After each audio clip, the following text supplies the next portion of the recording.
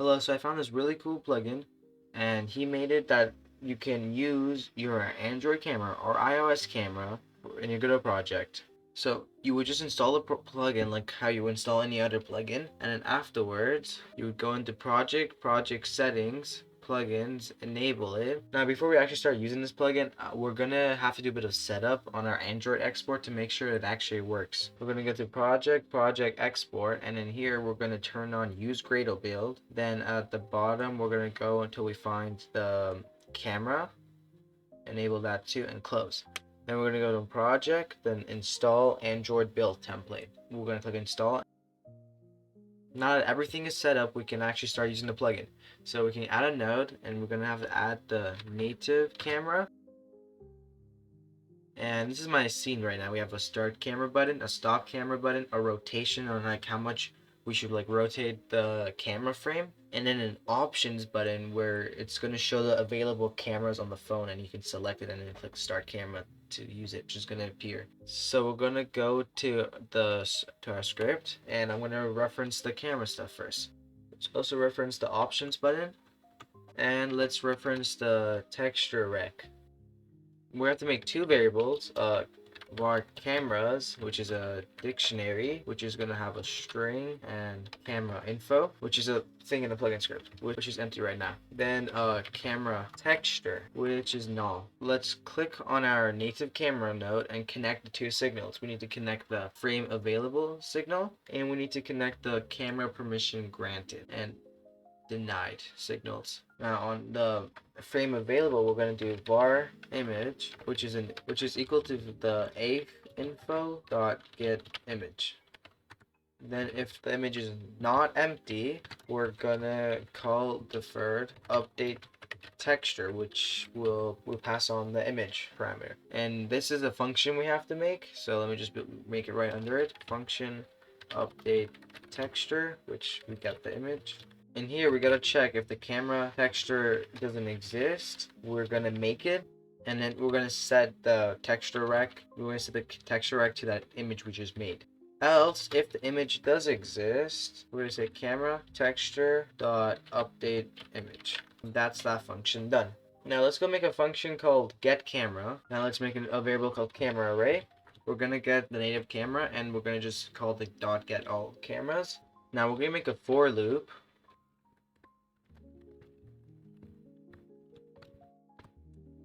So for camera info and the camera arrays, we're gonna store them into the dictionary, and then afterwards we're gonna add it to the camera option button as an available button to click on. And that's the get camera function. So on the permission granted here, we can just call the get camera, and here if the permission got denied, we can just print error user denied camera. This is almost over now. We just have to make a couple more functions. Let's make a function called start camera, and here we're going to make a variable called camera ID, which is a string, which is equal to the camera option button dot get item text, camera option button dot get selected ID. And down below we're going to get to the camera node, select the plugin, and we're going to just call the dot start function, and we just got to pass in a couple parameters. We got to just pass in, if I click on the inspector, we got to pass in the frames to skip, frames rotation, is grayscale, and the camera ID. And the is grayscale just makes the frame just be all gray. Frame rotation just rotates the frame, as the name says, and frames to skip, as it just says, it just skips before emitting the next frame. So I'm just gonna come here and do camera node dot create feed request, and I'm gonna dot set camera ID. We're gonna set to the camera ID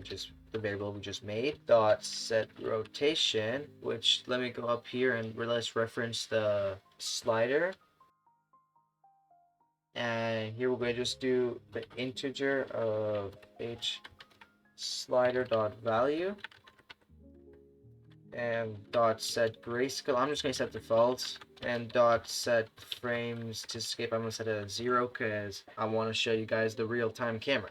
And that's that function done. Now we're going to make a stop camera function now, and all we do is we just call camera node dot stop, and camera texture rect dot texture. I'm just gonna set it as the Godot icon.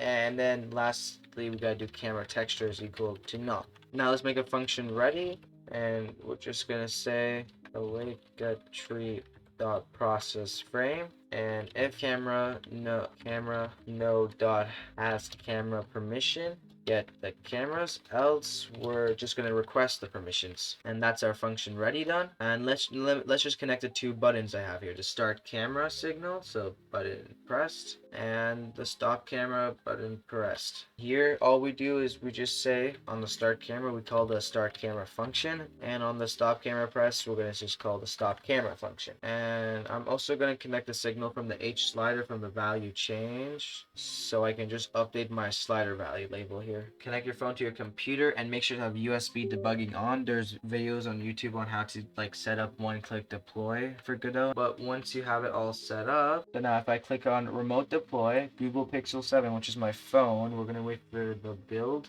Okay, so now the app's open on my phone. I'm gonna allow it, so while using this app, and here we can see the option button got updated. So we have a 0 and a 1. So the 0 is for my back camera and the 1 is for my front camera. And I'm just gonna click on the 0 and click start camera. Now that's quite big right now, so what I'm gonna do, I'm gonna go back to my native camera node and change the frame width from here to from 1280 to 200 and the 720 to 300, because that is how big my texture rec is here. Now if I do it again, right now I got the same notification I can say while using the app, and then after here I can just click on start camera, and here you can just see it working, and it's quite smooth. Thank you so much to Sengiz, I hope I'm pronouncing that right, for making this amazing plugin that's super useful in my opinion.